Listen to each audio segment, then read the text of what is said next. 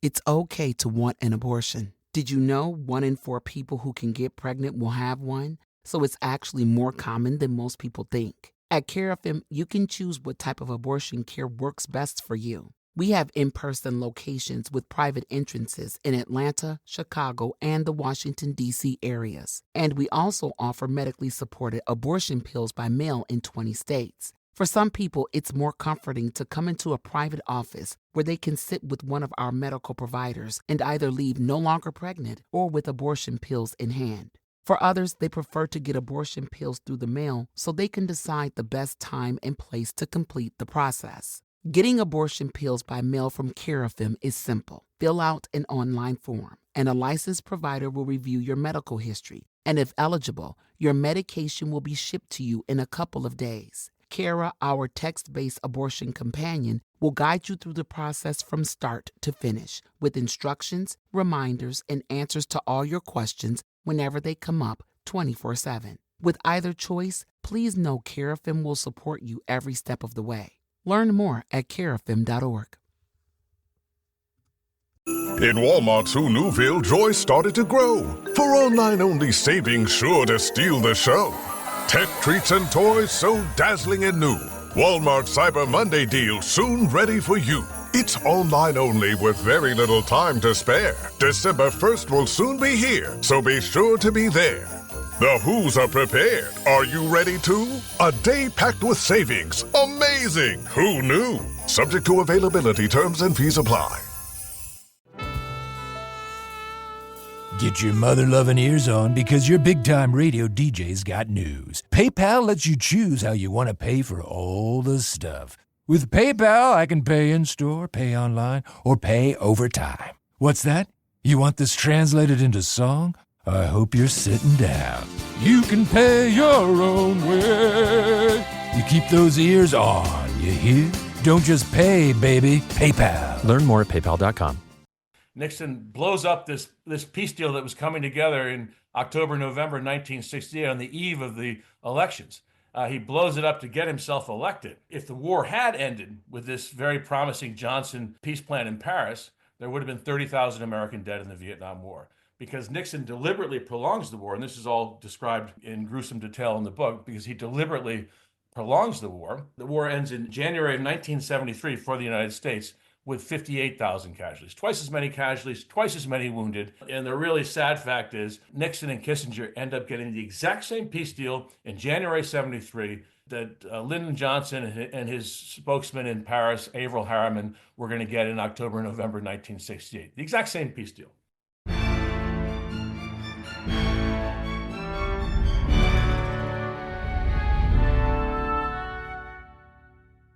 Hello. On the 8th of March 1965, at Da Nang in South Vietnam, 3,500 Marines landed, thus marking the beginning of US combat troops in Vietnam. 8 years later, the Americans would withdraw, having lost more than 58,000 dead and 300,000 wounded. The Vietnam War itself cost, and these numbers are approximate, 300,000 South Vietnamese troops dead, 1 million North Vietnamese and Viet Cong dead, and more than 3 million civilians killed. Joining today is Geoffrey Wawro, historian and author of a new military history of this tragic conflict. This is the first of a two-parter as Jeff describes the background of US involvement, the mistakes made by military leaders, and the Nixon administration's involvement. Part 2 is out on Wednesday as we discuss the war from 1968, as US troops lose discipline and the American public lost faith in the war. Plenty more history is on the way, so please do follow or subscribe. And if you can see it to giving a kind rating, I'd be most grateful. And even more if you can share with family and friends. But until then, it's me talking with Geoffrey Wawro on the Vietnam War, Part 1.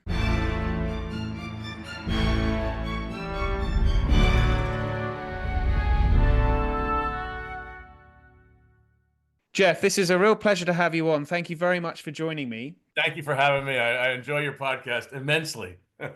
Oh, Jeff, that's very kind, very kind. Well, I've been enjoying your book, and we were just saying before we were recording, for the benefit of the listeners, that this is an epic history of the Vietnam War, and I wanted to ask you to start off, actually. The Vietnam War is so complex, but at the same time, at its start, Vietnam is supposed to be a bulwark against a communist takeover. Could we start at the beginning with explaining American involvement in support of South Vietnam in the early 1960s? When America gets into this war, there's absolute unity on the question that the issue of Vietnam is posed in quite simple terms, that it's a case of an aggressive communist North Vietnam backed by the communist superpowers, China and the Soviet Union, is trying to push its influence and annex South Vietnam, which is this hardy, free, democratic, independent nation backed by the United States.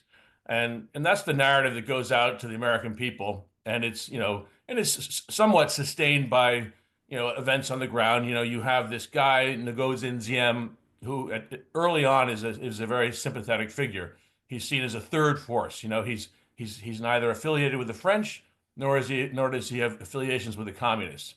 And so he's going to be the third force that will kind of unify the South. And he's regarded as a pretty incorruptible figure. And so he, after basically backstory, France loses the Battle of Dien Bien Phu in 1954, and then hastily kind of scuttles from Indochina and leave at this conference in Geneva. They leave behind a two-state solution: a communist North Vietnam and a non-communist South Vietnam. They're supposed to have elections after a couple of years. Once the dust is settled, they're supposed to have a nationwide election and have a national government. Well, in this period, 1954 to 56. Diem emerges as kind of the Americans call him, the Mandarin in the sharkskin suit. He's going to be the guy who's going to advance U.S. interests. And but he immediately disappoints. He's prime minister for this puppet French emperor left behind. Then he shoves the French emperor out, makes himself president in 1955. This is all during the Eisenhower administration. And he surrounds himself with family members who, in contrast to him, seem to be quite corrupt. And if not spectacularly corrupt, they're just interested in amassing power for the family. And so the Diem government becomes a dictatorship, essentially. And he uses the presence of stay-behind guerrillas of the Viet Minh, who are now called Viet Cong, Vietnamese commies. He then embarks on this program of trying to find and uproot all these stay-behind guerrillas. And then that becomes like just sort of licensed terrorism across South Vietnam. And meanwhile, he puts his brothers in all the important posts, and he builds out this kind of family rule across South Vietnam. And he bases himself on the percentage of South Vietnam's population who are Roman Catholic, because he's an ardent Roman Catholic. He's celibate. He takes his brother's wife to functions as his plus one because he doesn't want to have sex. He wants to focus on the problems of South Vietnam. But this is also very problematic because Catholics, are just 20% of the population. And only recently, because a lot of Roman Catholics came south after the partition of the country. The North Vietnamese were happy to see them go because it made it easier to kind of cohere the North as a communist state by getting the God-fearing Catholics out. So you have a lot of these northern interlopers now in the South taking key positions and angering people in the South. So it's a very unsteady regime, and Diem is not the guy to unify all the clans. He's somebody who is very proud, and he's very aloof, and he doesn't have the common touch. So he gets more and more isolated, and he's protected by particularly his brother, his brother Nu, and Nu is runs the secret police and has informers nested all around the South Vietnamese state and military. And, it's essentially a reign of terror. So basically what happens is that, his government is subject to more and more popular protests. And then the monks in the early 1960s, the monks, the Buddhist monks in South Vietnam start burning themselves in public as a sign of protest. And this galvanizes public opposition. This is when the Kennedy administration, there was great unity, but then Diem causes America to kind of second guess the commitment, right? Right. And then Kennedy loses faith in him. I have a question about Kennedy then, because Kennedy, it's not as though the Americans, certainly Senator Kennedy as he was, when he visited Vietnam, didn't he have an inkling of this? I mean, he certainly knew that the people didn't support the South Vietnamese government. Well, I mean, Kennedy was an early supporter of Diem. Diem, before he went back to South Vietnam, he was living in exile in at the Maryknoll Cemetery in New Jersey, right? And so people from Washington would come down and meet with him, and he was being held up as the guy who would be the American, you know, puppet is way too strong a word, client perhaps, an American sponsored leader to bring South Vietnam into the modern age.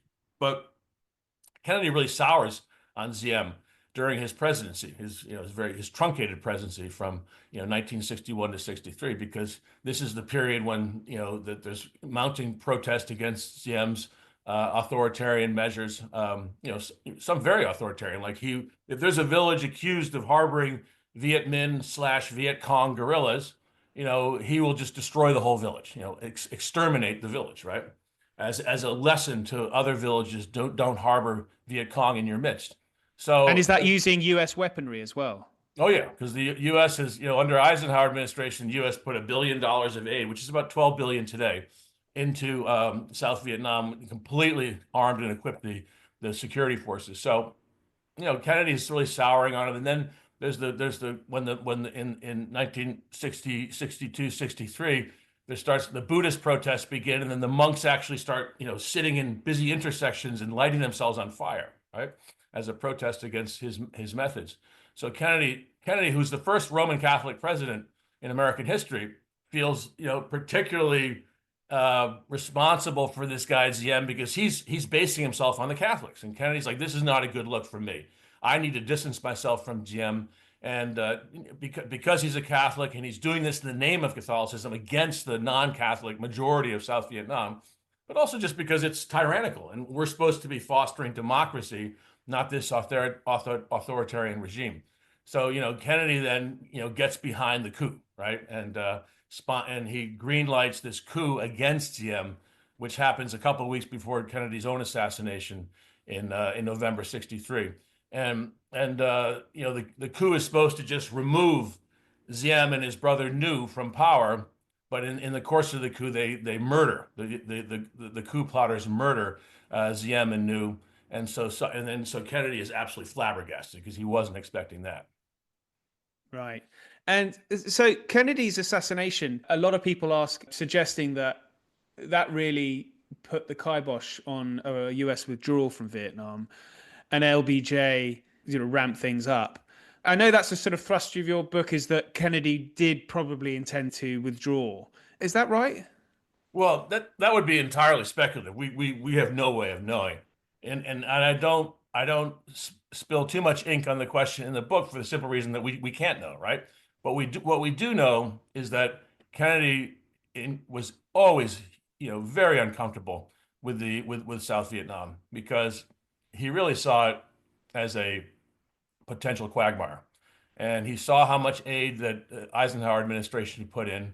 He continued that aid. He increased the aid. He increased advisors from a few hundred under Dwight Eisenhower to 15,000 when Kennedy was assassinated. So you had American officers in every ARVN headquarters, in every ARVN company out in the field. You had Americans piloting Vietnamese National Air Force aircraft on combat missions, right? They would always have to fly with a South Vietnamese who they derisively nicknamed the sandbag, because he would just sit in the other seat and the American pilot would do all the strafing and bombing, right? So, that was as far as John F. Kennedy wanted to go, because he said, if I allow the U.S. military into South Vietnam in a big way, their demands for more troops, for more materiel, for more missions and targets are going to just keep increasing, because that's how the military functions. If they're going to be given something to do, they want to do it thoroughly, and then it just becomes a bigger and bigger job. And this is a time when John F. Kennedy has a very ambitious domestic political agenda. He wants to cope with inflation, unemployment. He wants a tax cut. He wants to negotiate a nuclear test ban treaty with the Soviet Union, to relax tensions and allow him to cut the defense budget. And so the last thing he wants is to ignite a hot war in Southeast Asia. So he's very firm about containing the mission.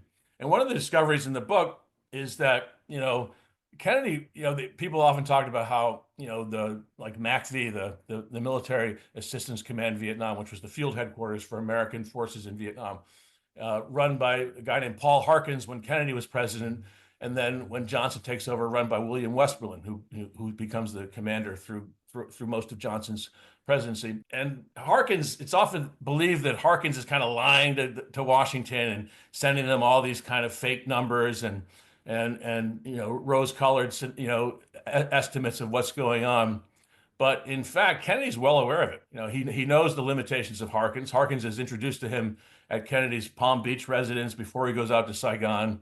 And Kennedy's reaction after Harkins' leave is, that's all they got for me. Like he really doesn't rate the U.S. military. Harkins had a really good record in World War II. He was a very valued tank officer in Patton's Third Army, and all sorts of military feats went in World War II. But by now he's not the guy for this kind of a war, right? And but Kennedy's fine with it because he says, look, as long as MACV keeps sending back these rosy, optimistic accounts of what's going on in South Vietnam, I won't be under any pressure in Washington to escalate the war. And his idea, Kennedy's idea, and we see this through his meetings, his correspondence, and his directives to his subordinates, is that he's going to keep the lid on things until he's safely reelected in 1964, doubtless against a Republican hawk who's going to be like banging the table about Vietnam and how we got to take harsher methods in Vietnam. So Kennedy's going to kind of keep the pressure on in South Vietnam to show that he's standing up against communism. But he's already given instructions to key subordinates that after the elections, he wants to explore every scenario, including getting out of South Vietnam. At CareFM, you can choose the abortion care that works best for you. With in-person visits in Atlanta, Chicago, and the D.C. area, or medically supported abortion pills by mail in 20 states. Some people feel more comfortable meeting with a provider in person and leaving either no longer pregnant or with pills in hand. Others prefer getting abortion pills by mail.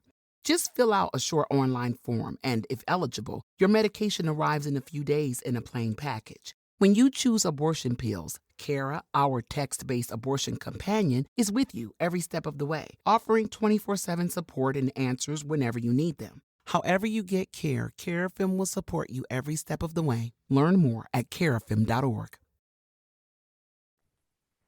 So with LBJ taking over, the war is escalating, but I was interested. It's at Gulf of Tonkin's a key moment when that happens in 64. So is that towards the end of 64?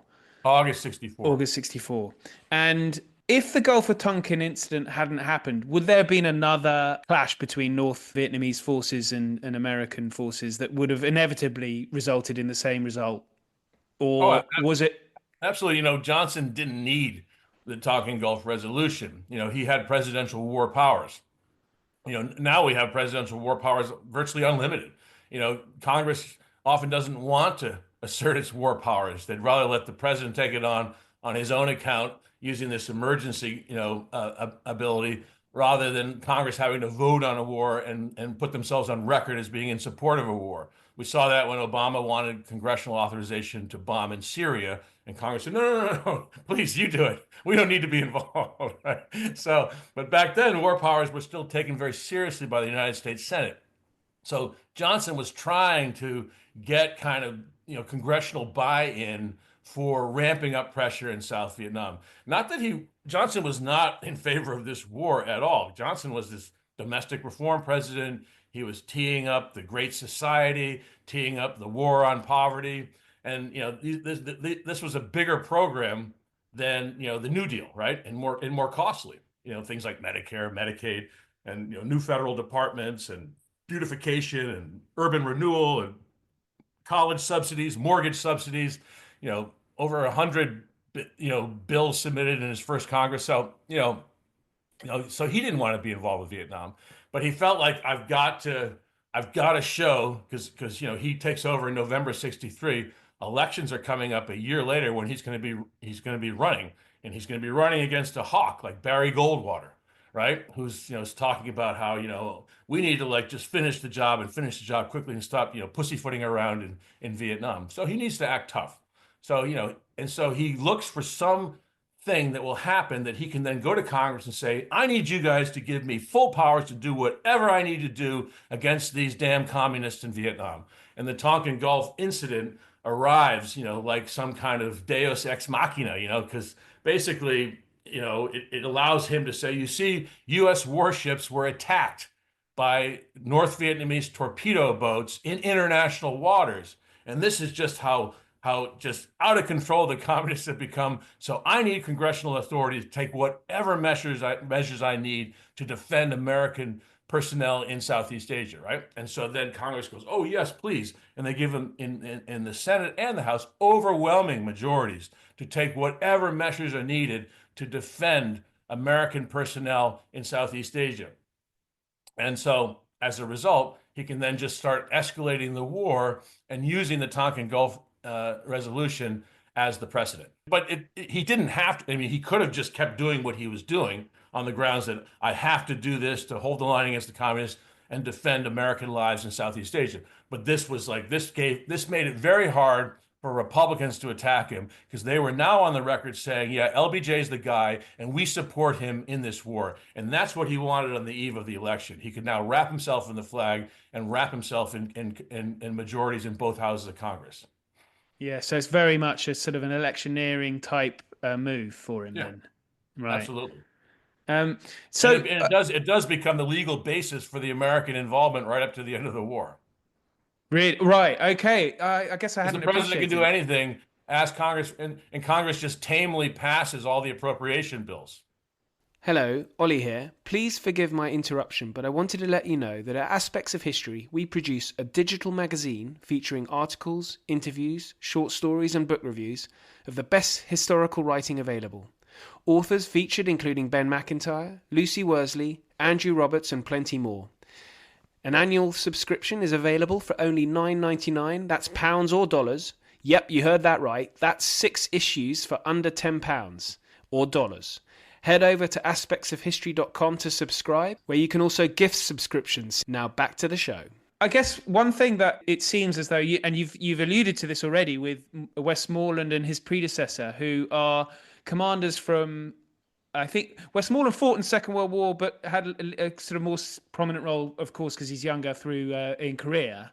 But was there something that you found in writing the book that there's a sort of, okay, this is ultimately a counterinsurgency we're talking about here, and that Westmoreland's fighting it as though it's a conventional forces, so you just have to kill more of them and they'll stop coming. Was that a kind of a failure of military doctrine, and did it go any deeper than that as well? Well, I mean, Westmoreland, he's no fool. He knows that there's a big insurgency in South Vietnam, right?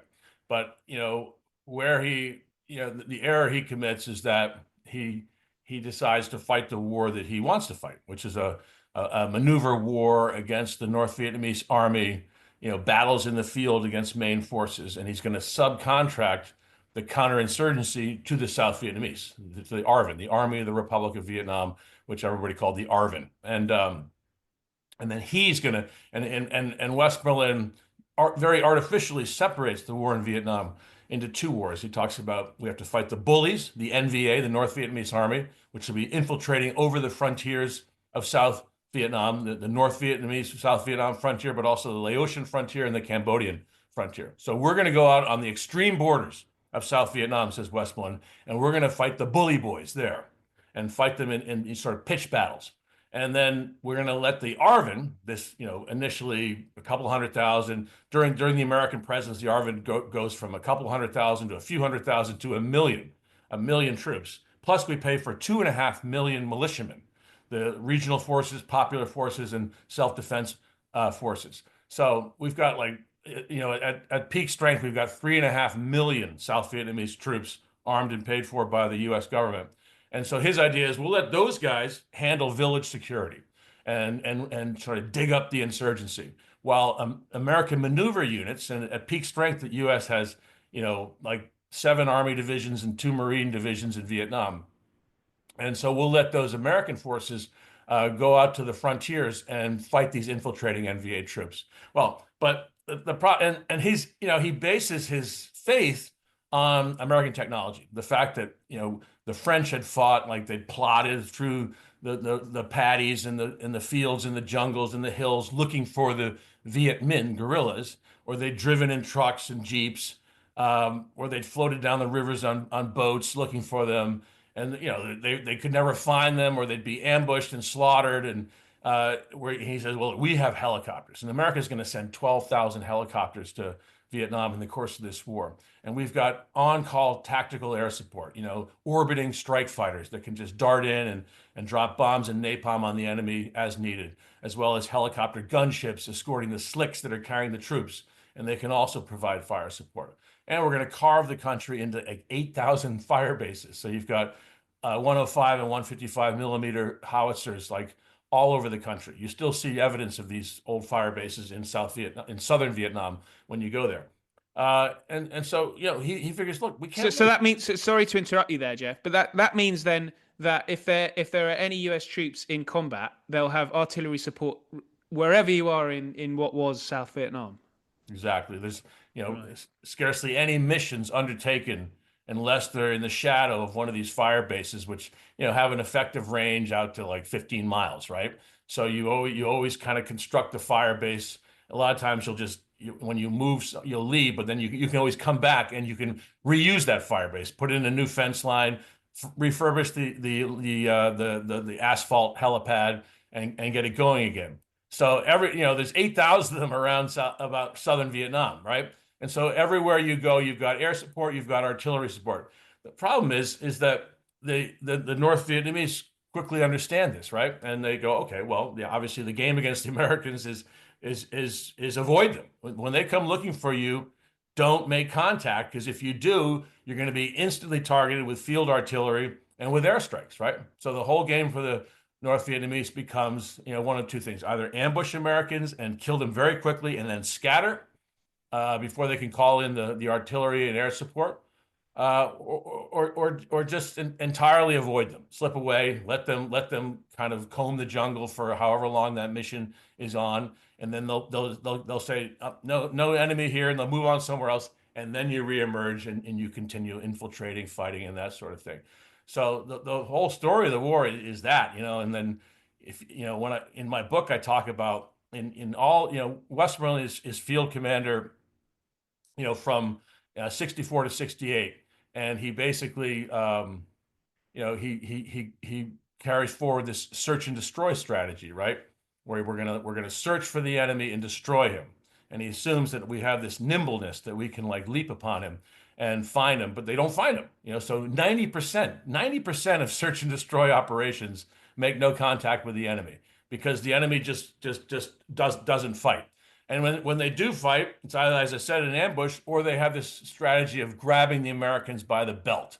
So they'll close really quickly with the Americans, and they'll get in really close, like 10, 20 yards close, meaning that the Americans can't call in artillery fire, and they can't call in airstrikes because the safe envelope is too narrow. So the Americans then have to fight with their squad weapons, the machine guns and the M16 rifle, and hand grenades, and the M79 grenade launcher, right? And the Americans are really good at this, right? But that's not how it's supposed to work, because then you get casualties. The way it's supposed to work is the American infantry units are tethered goats. They're sent out there like a tethered goat to draw in the predator, and once the predator engages the tethered goat, then the predator gets annihilated with artillery from the fire bases and tactical airstrikes from overhead, right? But the NVA and the VC learn this, and so they always dart in really close.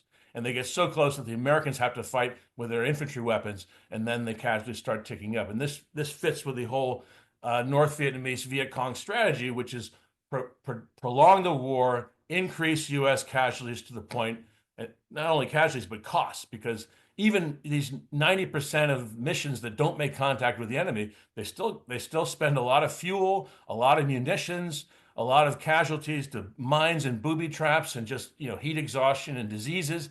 And so the casualties and the cost of the war keep ticking up, whether or not you make contact with the enemy.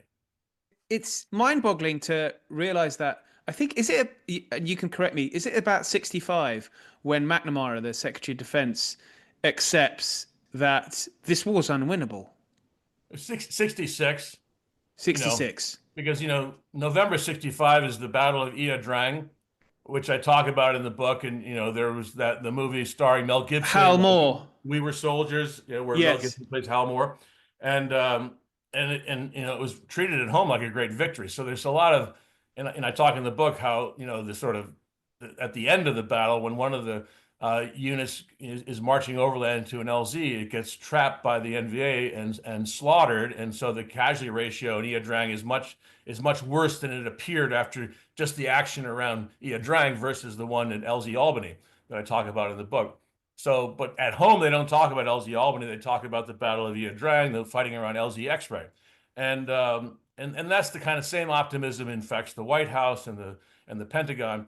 But, by 66, McNamara really sours on the war because he has this Office of Systems Analysis at the Pentagon, which computerizes everything that's being fed back to Washington by MACV and runs the numbers on it. And they start realizing that the MACV is doctoring the numbers and just putting the most optimistic spin on outcomes in South Vietnam, and they're not getting the truth. So they start running the numbers themselves using computers, and they realize that by all metrics, body count, villages pacified, that sort of thing, that we're not doing well. And then McNamara starts plotting the cost of this war. That initially cost like $2 billion, and then $5 billion, and then $11 billion, and then $21 billion, year by year. And yet he's unable to articulate to the president like any kind of winning strategy. How do we terminate the war and achieve some kind of peaceful, stable outcome? As far as he can tell, looking at the numbers and looking at the demands from MACV in Saigon, the war is literally interminable. And there's I think a congressional or a Senate hearing that you write about in the book with a former diplomat appears on in front of George Kennan, and Okay, yes. that's in about 66, isn't it? And I think he articulates really quite effectively that the whole reason for America being there, he says this in public, the whole reason for America being in there, there's no reason for America being there. Yes. Kennedy gives congressional testimony, and he's basically saying that there's no alliance. That the President Johnson is assuming or implying the existence of some kind of military alliance that links us to South Vietnam, and there's none. And so we're just doing this voluntarily, and yet Kennan says this war basically has marginal importance to the United States. Kennan, of course, is the author of the containment doctrine. So if anybody was going to be, enthusiastic about this war, you think it would be him, right? Because we're stopping the spread southward of communism. But he says, look, it's a place of marginal strategic importance, because demographically, economically, territorially, and so this huge American commitment, which has grown almost in a fit of absence of mind from this small advisory body to this big field army. First 120,000 troops, then like 300,000 troops, and then all the way up to 543,000 in 1968, right? And so Kennan is watching this rising tide of expenditures and troop levels in South Vietnam and saying, there's no alliance that compels us to do this, and there's also no strategic reason that would persuade us to do this. So why are we doing this? And the administration has no answers other than the usual pabulum about how we're standing in the breach to defend democracy against communism, blah blah blah.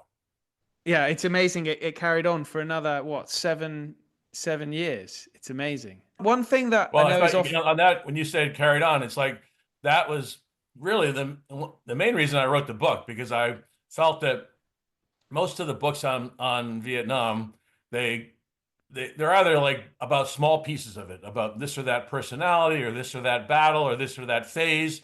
And if it's a complete account of the war in Vietnam, they tend to spend most of their time talking about the American escalation of the war up until the Tet Offensive in January, February 1968, right? And then we have this this big surprise when we think we're sort of on the front foot, and it turns out we're actually on the back foot, and the American public and Congress and the media freaks out, and then everybody's like, oh, we got to get out of Vietnam. And Johnson says, yeah, this war has ruined my presidency. I'm not going to even run for re-election. Imagine that. And then it seems like then Nixon comes in with a secret plan to end the war. And the way I felt like most Vietnam books treated it is that Nixon comes in as kind of a caretaker who's just going to kind of usher us out of Vietnam, right? But that's not. And I said, no. Nixon comes in and says, I have a plan to win the war, right? And I have a plan to get us out of it, but win. Win for American interest and for South Vietnam to survive and be sort of an American sentinel in Southeast Asia. And so I say, okay, well, that's like half the war. So there's a book about Vietnam, half has to be on the Johnson half of the war, and half needs to be on the Nixon half of the war, right? And aren't half the casualties under Nixon as well? Yes, Nixon blows up this peace deal that was coming together in October, November 1968 on the eve of the elections. He blows it up to get himself elected. And if the war had ended with this very promising Johnson peace plan in Paris, there would have been 30,000 American dead in the Vietnam War, because Nixon deliberately prolongs the war, and this is all described in gruesome detail in the book, because he deliberately prolongs the war. The war ends in January of 1973 for the United States with 58,000 casualties, twice as many casualties, twice as many wounded. And the really sad fact is that Nixon and Kissinger end up getting the exact same peace deal in January 73 that Lyndon Johnson and his spokesman in Paris, Averell Harriman, were going to get in October, November 1968. The exact same peace deal.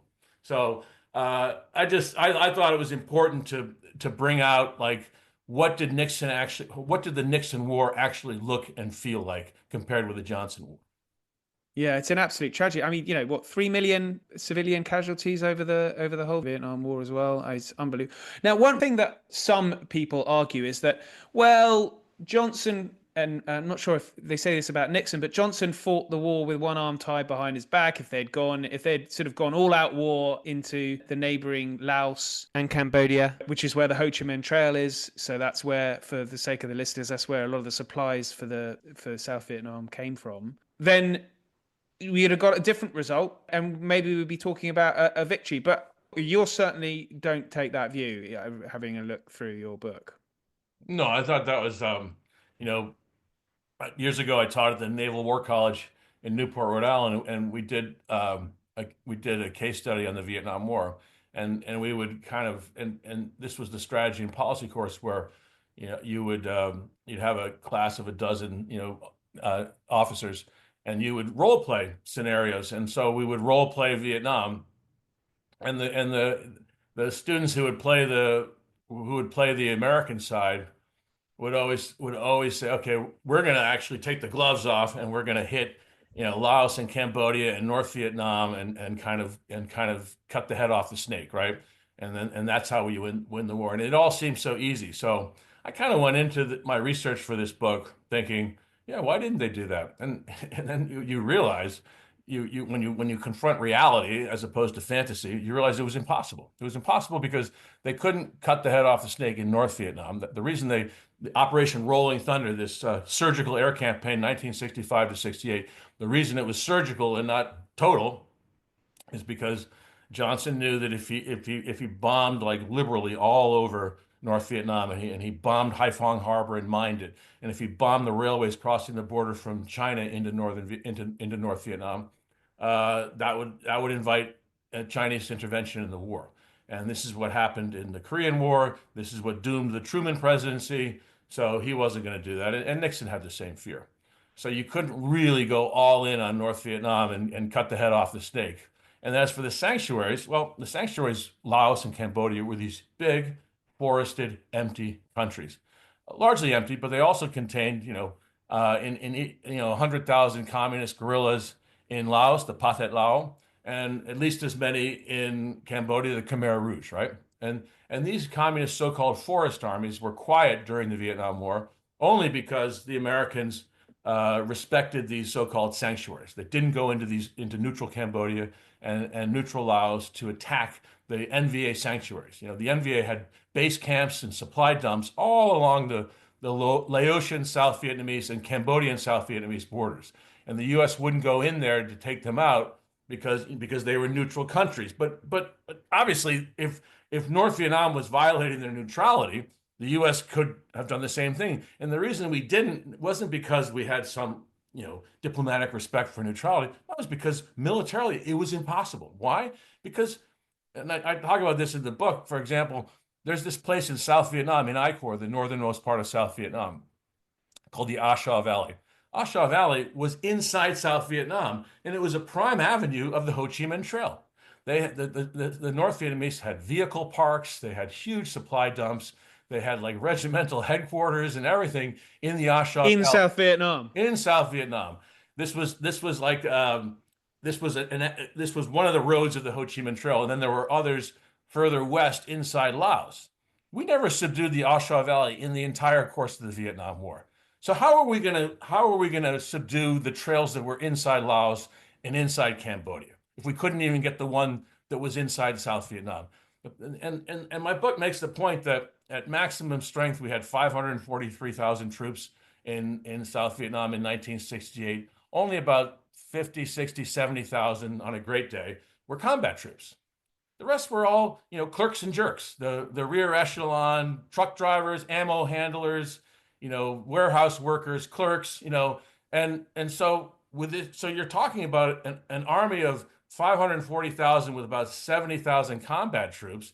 How many more troops do you have to send to Southeast Asia to have a force big enough to invade Laos and Cambodia and still fight the war in South Vietnam?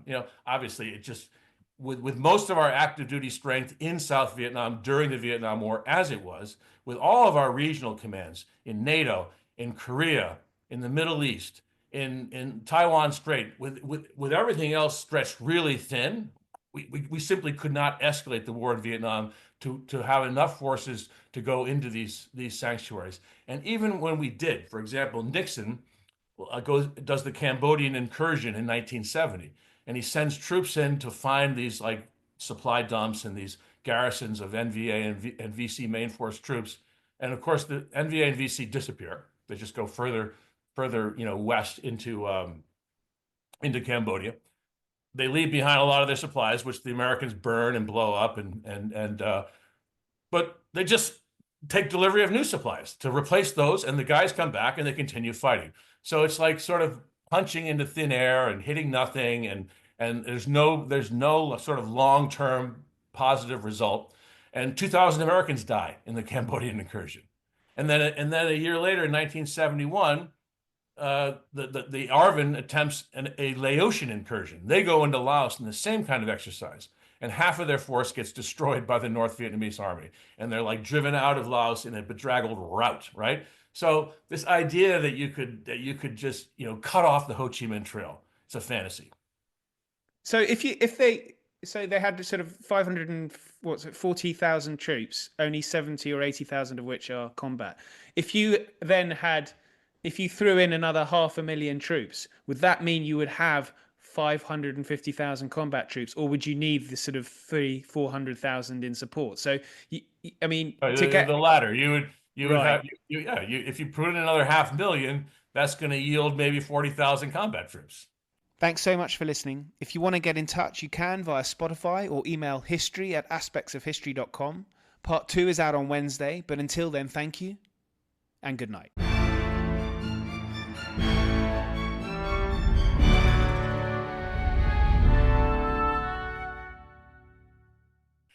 The holidays mean more travel, more shopping, more time online, and more personal info in more places that could expose you more to identity theft. But LifeLock monitors millions of data points per second. If your identity is stolen, our US-based restoration specialists will fix it, guaranteed, or your money back. Don't face drained accounts, fraudulent loans, or financial losses alone. Get more holiday fun and less holiday worry with LifeLock. Save up to 40% your first year. Visit LifeLock.com/podcast. Terms apply.